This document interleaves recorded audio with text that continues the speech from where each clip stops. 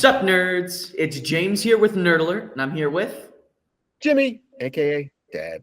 And today I wanted to quickly talk about Back to the Future, one of the absolute 80s classics. I recently just had a Gen Z screening with a group of my friends of the first two movies. Some people have not seen that movie, and it hurts me. But that's baffling. Oh my God, that's besides the point. I had the epiphany. There are technically, with a heavy asterisk, 3 DeLoreans in 1955. Again, heavy asterisk, and I'll bring up the asterisk in a minute. I'm the heavy asterisk. Go ahead. When you look at it, you have the first DeLorean in the first movie when he first goes back to the future, or back to the past, and has to get back to the future. Then so let's call that the 1985 DeLorean. That's the 1985 DeLorean. You then have the second DeLorean in the second movie. We'll call that the 2015 DeLorean, when they go back the night of the dance to get the almanac. So that is definitively in Back to the Future 2 DeLoreans in 1955. And then you have what I consider the fucky-wucky one, the 1885 DeLorean hidden in the mine shaft. Now, this one's weird because I apologize to everybody. I'm going to use some quantum physics right here. Technically, based on the time travel we see, there's 2.5. If you use Schrodinger's equation, I apologize. There both is and isn't a DeLorean in that mine shaft because superposition. We don't know it's there until we confirm visually with our eyes that it's there. So depending on how you view the time travel in Back to the Future, there is no mine shaft DeLorean until Doc is hit with the lightning bolt, which would then mean there's still technically 2 DeLoreans in 1955. It just changes to the 1985 and the 1885 DeLoreans. Or you can see it as that 1885 DeLorean is always in that mine shaft, therefore 3. So it's 2.5 using quantum mechanics and physics. But this is where most definitely, as we talked about, time travel in Back to the Future at the time was only Back to the Future time travel that we knew of. That was the only way we thought of time travel, really. Since then, we've been introduced to other forms of time travel, like Endgame, like the movie The Arrival. So we are going along just the rules that were set up in Back to the Future, which are very similar to like Terminator. Okay, Go ahead. And not to mention that actual physics, which I am currently studying, if I may boost my ego, has shown that all of these models are possible, but that a lot of them tend to trip on their own logic. And that you see Back to the Future 1, and there's a lot of plot holes when it comes to the time travel, which whole different story. But even more so, there's an even bigger issue when it comes to this stuff. Back to the Future 3, 2 DeLoreans in 1885. I'll let my father take care of this one because he brought this one up. So I understand why this doesn't work, because you'd only have like a 20-minute movie, and that's not what they wanted. But if you look at it, at the beginning of Back to the Future 3, we have the 1955 DeLorean. This is the one that was from 2015 that got hit by lightning, was sent back to 1885, and at the end of Back to the Future 2, the telegram shows up and gives Marty all the information to find this DeLorean. So he and Doc go find this DeLorean from 1885, rejigger it according to what Doc Brown from 1885 sent to Doc Brown in 1955, and how to fix the time machine to send Marty back to 1985. Marty, as we know, is a rebel and doesn't listen to shit, realizes that Doc got shot days after he sent the letter, so he is going to go back to 1885 against Doc's wishes to save him. So at this point in 1955, where we're at the old drive-in theater, there is 1 DeLorean in 1955, because the DeLorean from the first movie has already gone back to the first movie. The DeLorean from 2015 was already electrocuted and sent back to the mine. The one that we see at the drive-in movie theater is the only DeLorean in 1955 at this time, because it's from the mine shaft. Yes? Yes. So this one goes back to the future, to 1885. It was not supposed to, but it did. Now, because of a Native American band of whatever with arrows, hit the fuel line. We have no gasoline and damaged the DeLorean. So we have the reconfigured 1955 from 1855 DeLorean in 1855. As well as the 2015 DeLorean. At the same time, we have the 2015 DeLorean that got hit by lightning that went back in 1955 originally. We have two DeLoreans in Back to the Future 3 that could be used to make one working DeLorean.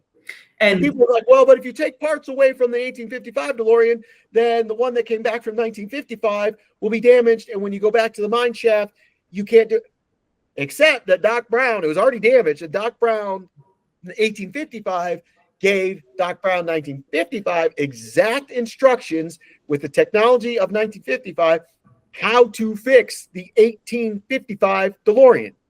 So in my opinion, the 1985 Doc Brown, who has time traveled already extensively at this point because he's been to 2015, we know, could have easily taken parts off the futuristic 2015 that got electrocuted, now in mine, DeLorean, put it on the reconfigured DeLorean that really, from what we know, only needed a fuel line, it needed gas, and gone back to the future in like 20 minutes.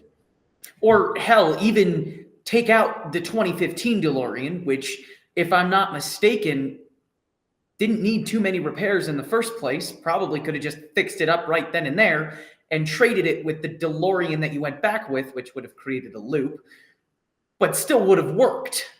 Exactly. So my argument is there's two DeLoreans in the third one that could have easily been used to make one working DeLorean, so we didn't need the whole train.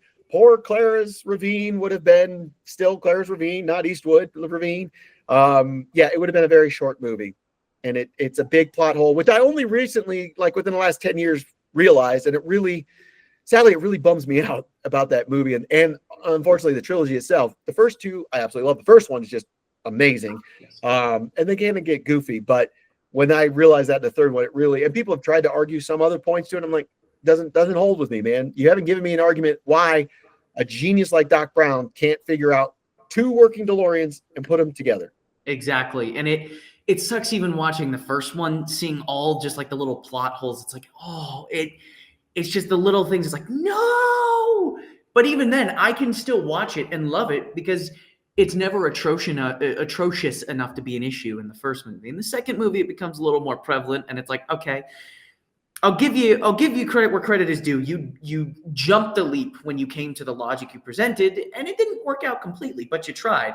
And then 3 is just like, okay, you fucked up. Well, and it's crazy to me to think that I literally saw the first one in movie theaters when it was released. And now we're 10 years past the point, almost 10 years past the point when it went into the future. And it's like, we don't have flying cars. This is bullshit. No. Bullshit. And it's, I mean, although the Cubs finally did win the World Series. Good on you guys. Yay. Although the only reason I can see being a good reason that Doc is like, you can't have two things from the same timeline interact with each other. But it's like, we don't see them destroy each other. We just see that it's like, uh-oh. Well, and he explains at the end of 3 that was bullshit and that it's like, time is whatever. As he's explaining his Jules Verne with his kids. It's like, yeah, exactly. It's not what you thought it was. It's a load of fucking shit. I would like to counterpoint your 3 DeLoreans and 2. In my humble opinion, and I get the loop, where did the apricot come from if you're a fan of Disney animation? In 2, you have the original 1985 DeLorean, we know, the one that he takes back to 1985, we know, and you have the 2015 DeLorean. The moment it is struck by lightning, that's the moment that we can have the one in the mine. Before that, it can't be in the mine because it hasn't gone back in time yet. Now, like we've said before, the loop, well, it's got to be there at some point, but I'm at who was John Connor's dad the first time? That's my theory, is that you cannot have 3 DeLoreans in part 2 because it cannot be there until the lightning strikes the 2015 DeLorean. That is true, but we also see bootstrap paradox in Back to the Future. So Yes. apparently both can exist, but it's still contradictory logic. And Terminator, that works. Kyle Okay. Reese can be John Connor's original father. That does work because there's no Who's his dad the first time? John Connor's. It's a bootstrap paradox. Yeah, John Connor. Who's his dad the first time? Kyle Reese. It's a bootstrap. But he didn't go back to back in time the first time because that didn't exist until John Connor existed and sent him back. Okay. This is why I love talking about this with your mommy, because she just like, I'm out. I'm done. That's what a bootstrap paradox is. There is no beginning. There is no end. But where did the apricot come from? Oh my God. And if you don't know what I'm talking about, go watch Milo Murphy on It's so funny.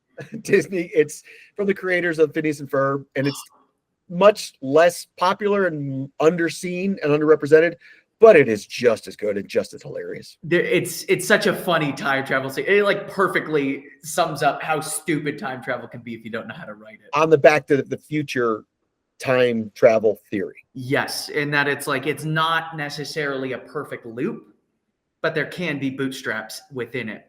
But that's where I like, and this is a side note, I like how Marvel did it with all the branches and all this stuff going on and the TVA and trying to fix it and prune. It's like, yeah, you can fuck shit up. And clearly that's what we talk about. Marvel represented it. Which is kind of where Terminator Zero goes. So if you're a fan of Terminator, go watch that because there's like a single line in it that completely consolidates all of the time travel. And that really fixes everything. But it's like, yeah, time traveling Back to the Future. It's a fucky wucky. Now, what does that do with time travel and hot tub time machine? Oh, shit, you're right. Goddamn. Uh-oh. All right, nerds, let us know your opinion on time travel. Specifically, how many DeLoreans are in part 2? And did part 3 really need to be a feature-length film? Or should it have just been a 20-minute movie where they figured out, oh, we have 2 time machines. We could fix this problem now. Actually, there's actually an infinite amount of DeLoreans in 1955, according to the way time flows. I'm kidding.